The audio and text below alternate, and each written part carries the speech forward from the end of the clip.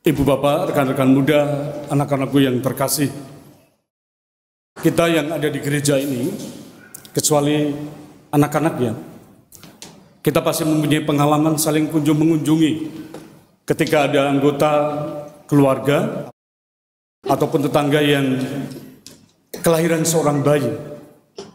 Pasti kita semua datang untuk mengunjungi dan melihat anak tersebut. Saya masih ingat betul ketika saya diajak ibu saya, pasti berbeda-beda ya di antara kampung satu dengan desa yang lainnya ya. Kalau di kampung saya ini, jadi ibu saya itu mengajak saya dan saya masih melihat ibu saya itu membawa gula pasir dan teh. Saya masih ingat tehnya itu, mereknya adalah teh jenggot. Tahu Bapak Ibu? Sampai sekarang saya masih, iya, ternyata brand itu melekat ya di sini ya. Brand itu melekat ketika anak-anak. Dan tidak hanya persembahan-persembahan seperti itu, pasti di kampung-kampung juga berbeda. Ada yang membawa beras, terus saya juga melihat ada yang membawa roti bagelan itu. Ya, pokoknya macam-macam dah di kampung itu ya, karena sukacita yang berlimpah seperti itu. Pasti Bapak Ibu semua punya pengalaman yang unik, pengalaman yang berbeda, dan pengalaman yang sungguh menggembirakan bagi kita pribadi-pribadi masing-masing. Dan kalau kita lihat lebih jauh, dalam setiap perjalanan hidup kita ini adalah perjalanan untuk mencari arti hidup dari kita masing-masing. Saya mengambil dua kalimat dari tulisan dari Dalai Lama, membuka permenungan kita dengan tulisannya yang mengatakan, tujuan utama hidup kita ini membantu orang lain. Dan jika kita atau Anda tidak dapat membantu mereka, setidaknya jangan menyakiti mereka. Dua kalimat yang bagi kita cukup mendalam. Kalau tidak bisa membantu, setidaknya jangan menyakiti mereka, apalagi ngomongin mereka. Dan Bapak Ibu, hari ini kita merayakan hari pesta, hari raya pesta penampakan Tuhan. Tadi yang sudah saya utarakan tentang penyingkapan atau penampakan. Dahulu dalam tradisi gereja, pesta penampakan ini hanya dilakukan oleh gereja-gereja timur tanggal 6 Januari. Tetapi mulai masuk di dalam gereja Katolik Roma, dilakukan untuk pesta atau hari raya penampakan Tuhan ini antara tanggal 2 dan 8 Januari. Dan hari inilah terakhir kali kita merayakan untuk hari raya Natal. Dan besok tanggal 9 kita sudah masuk dalam pesta pembaptisan Tuhan. Artinya hari Selasa kita sudah memasuki hari biasa.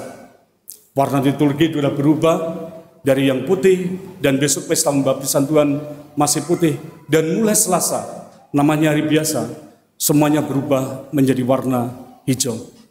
Dan itulah kekasan dari gereja Katolik, liturgi kita yang sungguh begitu indah.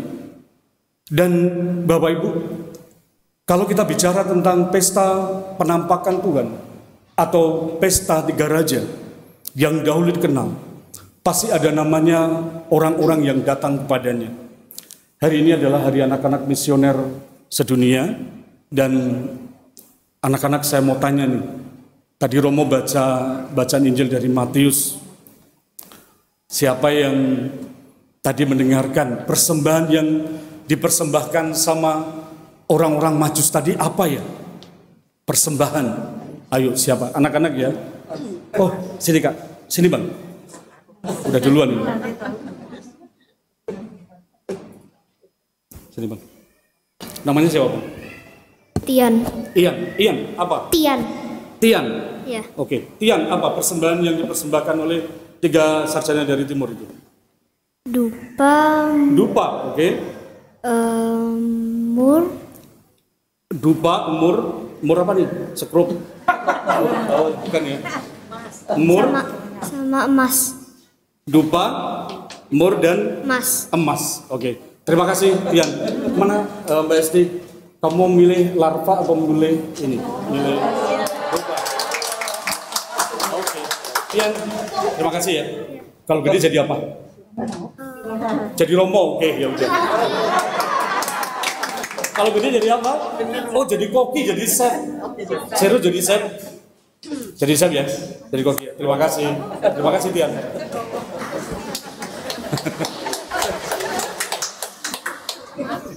Adik-adik semua tadi kan udah persembahan, ada emas, kemenyan, atau dupa, atau mur. Sekarang ada 3 orang yang datang dari timur. Bapak Ibu, kalau Bapak Ibu mencari-cari informasi tentang sarjana dari timur, kalau kita bicara masalah kemenyan, itu banyak yang menjadi penghasil kemenyan itu di daerah mana? Di daerah Indonesia, di Sumatera. Ada di Sumatera Utara, ada di Barus. Salah satunya memang, tapi ini masih namanya juga sebuah pendapat. Salah satunya adalah mungkin mereka dari Asia kecil, yaitu di daerah kita, di daerah Asia, termasuk mungkin juga di Indonesia. Karena kemenyan itu adalah banyak berasal dari Asia, terutama di daerah tropis. Dan anak-anakku semua, buat anak-anak nih, siapa 3 raja itu tadi? Tadi gak disebutkan sih, tetapi kalau pelajaran agama pasti dibilang sama guru agamanya. Siapa? Bang? Dek? Siapa? 3. Nanti salah satu nggak apa-apa. Romo benerin nanti. Nanti kalau nggak benerin kita tanya sama ibu bapak ya. Ini jangan-jangan ibu bapak juga lupa semua nih. Saya tanya prodiakonnya udah deg-degan. Siapa? Siapa? Sini bang. Nanti kalau nggak bener dibenerin. Siapa yang ini? Mamanya sibuk benerin sini. Sampai sini ntar Romo Patrick, Romo Joy. Halo bang, siapa namanya bang? Kristo. Agak ke atas. Kristo. Oke. Kristo, kamu tadi sama Tian udah naik ke sini ya? Ya. Udah tahu ya? Ya. Konsekuensinya adalah menjadi. Oke. Kristo, apa? 3 orang tadi. 3 sarjana dari timur. Baltasar, oke. Balkior. Pasti mamanya salah ngajarin. Melkior. Satunya lagi? Lupa. Nah, ini nih yang dipakai oleh Romo kalau kita pakai celana itu. Siapa namanya? Gaspar. Oh, siapa tadi yang benerin? Siapa yang benerin tadi? Sini bang. Oh sini. Oke. Berarti masih ada berapa? Yang udah dapat kan? Oke. Berarti yang dapat. Zero. Oh beda orang. Ya sudah. Jadi kamu larva. Oh yang ini berubah. Kamu larva. Satunya lagi Pak. Sini. Ambil.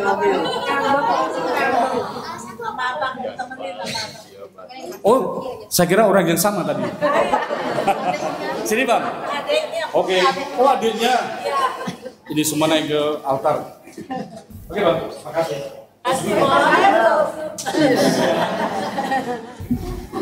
Sudah.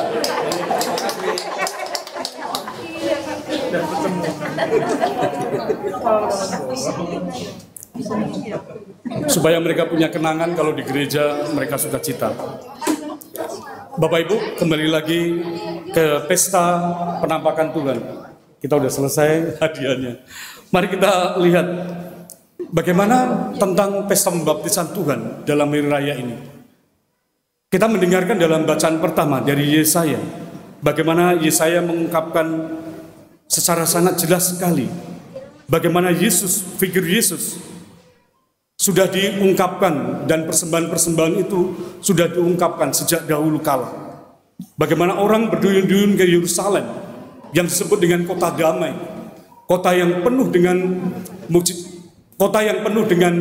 hal ikhwal, penyertaan Tuhan di dalam kehidupan bangsa Israel.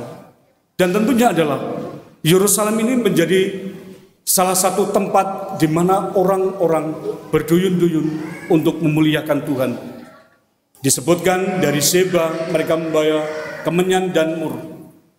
Dan bagaimana dalam bacaan kedua, Paulus menegaskan lagi bagaimana Yesus Kristus adalah sang terang sejati. Dan gereja mengamini ini sampai dengan sekarang. Bagaimana gereja tersebar di seluruh dunia dan semua orang mau dibaptis untuk menjadi anggota gereja. Kalau kita lihat bacaan dari Injil Matius hari ini, tadi sudah dijawab sama anak-anak kita. Emas, kemenyan, dupa, atau mur. Kita tahu masing-masing bagaimana emas adalah persembahan bagi seorang raja, dan juga kemenyan persembahan bagi seorang imam, dan juga yang terakhir adalah mur, atau yang biasa kita tahu adalah balsem, dan pada waktu itu adalah untuk mengurapi atau untuk mengolesi mayat ataupun orang yang sudah meninggal. Kita bisa melihat emas, kemenyan, dan mur menjadi satu pewartaan yang sungguh penting, bagaimana di dalam kelahirannya sudah diletakkan satu tanggung jawab dari awal hingga akhir awal, bagaimana kehidupan pewartaan Tuhan sampai dia wafat dan disalibkan. Lantas Bapak Ibu, saya menawarkan satu permenungan kita pada malam hari ini. Refleksi kita berlanjut pada pertanyaan, di manakah raja orang Yahudi yang baru lahir ini? Ini adalah pertanyaan pencarian manusia terhadap Tuhan. Kalau kita melihat ini, pada dasarnya adalah di dalam hati manusia sudah tertoreh tentang hal yang berhubungan dengan yang ilahi. Dan tentunya adalah torehan yang ilahi itu yang membawa setiap manusia memiliki orientasi yang jelas, yaitu kepada Tuhan. Maka pertanyaan para sarjana dari timur ini menuntun kita untuk senantiasa bertanya menuju kepada Yesus. Marilah kita datang kepada Yesus dan bertanya, hadiah apa yang engkau inginkan? Dan pertanyaan selanjutnya adalah, apa yang engkau mau dalam hidupku Tuhan? Kita ini seringkali untuk meminta, melulu untuk selalu memohon ini dan itu. Selalu meminta bahwa aku harus terkabul dan lain sebagainya.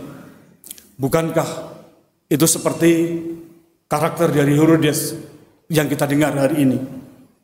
Herodes yang kalau kita lihat egois, kalau orang memikirkan kepentingannya sendiri dan kepentingannya itu tidak terpenuhi, akhirnya timbullah kekecewaan. Dari kekecewaan itu adalah timbulnya permusuhan, iri dengki, dan lain sebagainya. Bapak Ibu, saya menawarkan lagi yang terakhir, kita bertanya kepada Yesus dalam hari raya pesta penampakan Tuhan ini. Kita diajak untuk terus bertanya dan menemukan jawabannya. Tuhan Yesus, aku ingin memberi hadiah untukmu. Apa yang engkau inginkan dariku? Tuhan memberkati. Mari kita hening sejenak.